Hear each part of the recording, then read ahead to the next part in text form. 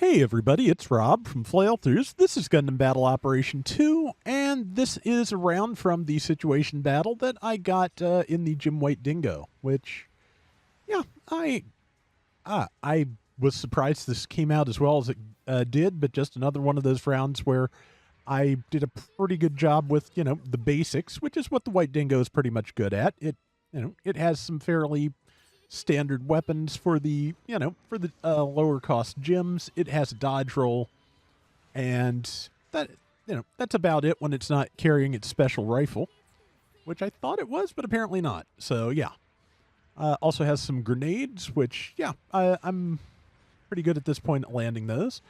I don't think I'm watching my radar. Nope, I sure wasn't. But luckily, the Akzaku commander type did miss me.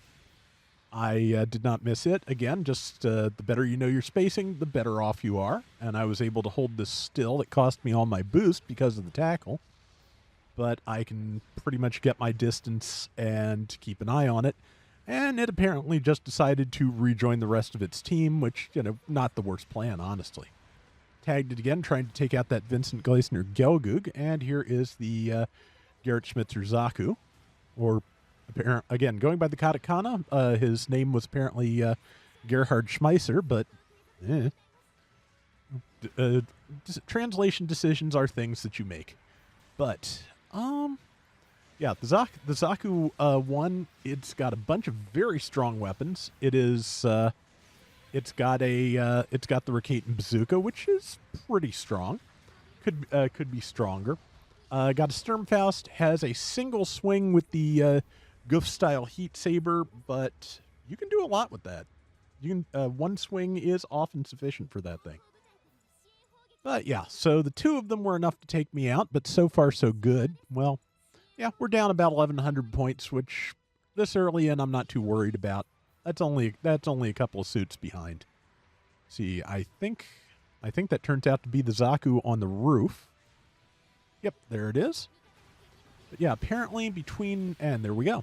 I think I accidentally smacked number 6, excuse me, which, apologies if so.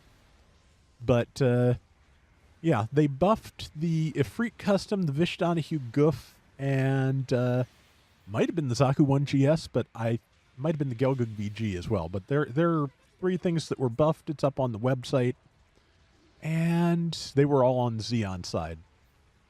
And yeah, this kind of continues the trend from last time of the Zeon side not doing super great in this SitBat.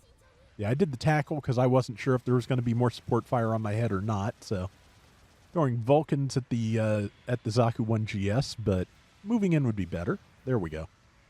And perfectly lined up. So unfortunately, tackles cannot hit multiple objects, so yeah, I kind of skated off the GS and got the Vish Goof. And yeah, basically most of the time in this round, if I am getting smacked around, is because there are 2 things on me. One-on-one, I managed pretty well for most of this, so yeah, like I said, went pretty well, and yeah, not sure what else to say. Just again, like I was saying, I think about the Slave Wraith, just another one of those rounds where just really good, having a good grasp of the basics really took me a long way. Meanwhile, a very not basic suit still giving me trouble. I am still trying for the V2. I'm getting better with it, but yeah, it is very fragile. I built it for defense, and it's still very fragile. So I'm again working on that. It's going to have to be a thing that I'm just going to have to. Yep, and there's another double again. Know your spacing. I'm just going to go for the single and get the Dom. I probably should have gone for the Gelgug because its legs are probably more fragile. The Dom's legs are buffered and reinforced, I believe, by default. So yeah, would have been smarter to go after the Gelgug. I'm pretty sure with all that exposed, all those exposed thrusters and all, that Gelgug's legs are more vulnerable.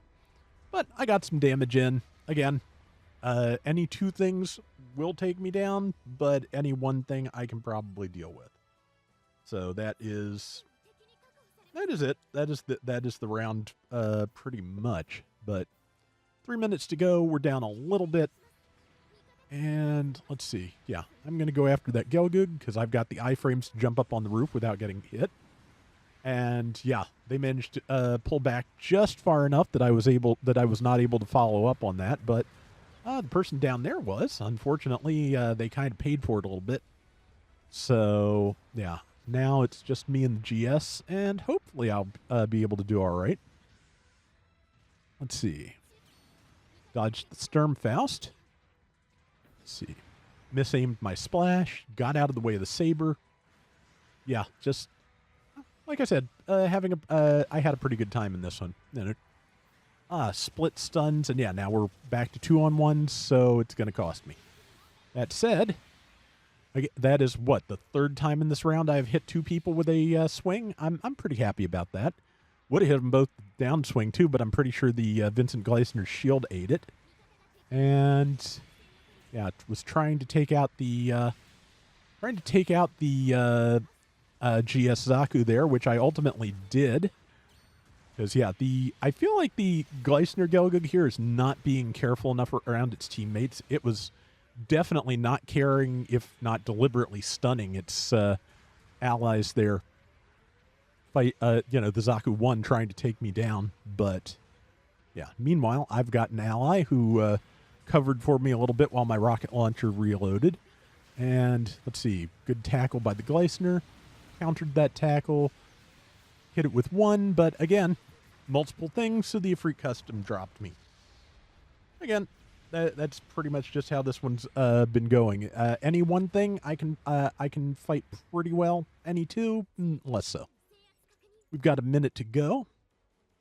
Doesn't hurt that I was bailed out by my teammate there, because I think the Vincent Gleisner Gelgug could have finished me off pretty easily if I hadn't had an assist there. Because yeah, that was when you're low on health with something with that many different options for damage, you have to be really lucky to not get dropped. And there is the Dom. Follow up with grenade. The flash was actually in range of me. That's interesting. Like the range of the flash is really weird. I don't really quite know how to judge it a lot of times. But use the tackle to get clear of the flash. And here we are again with 2 people. Yep. And it's the Gleisner Gelgug who, okay, well, I think the Dom managed to get around me, so we've got 10 seconds left, and I'm just going to try and take something down here. Downswing into tackle, and it was enough. So that's it. Yeah, so I think a pretty good round. Again, it was fun. Again, I feel like the situation battles really have taken the place of low-cost rooms where if you want to play something, pretty well-rounded with a decent team comp, 96,000, 3 and 4. I think that's pretty good under the circumstances. But yeah, like this is a good place to get accustomed to the basic game controls as situation battles, in my opinion. But at any rate, that is going to do it for today's Gundam Battle Operation 2. We will be back soon with more. Till next time, everybody take care and have fun. Later.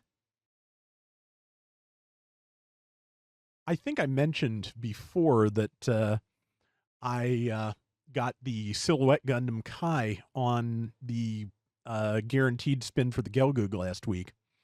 And it's also pretty good. I feel like it's a pretty good foil for the victory just because it does have an awful lot of good ranged attacks that also have ASL, so it's not bad for hitting the thing at a distance. Also, its grenades actually track the reticle, so I'm working on getting around with that too, and hopefully you'll see one or both of them here sometime soon.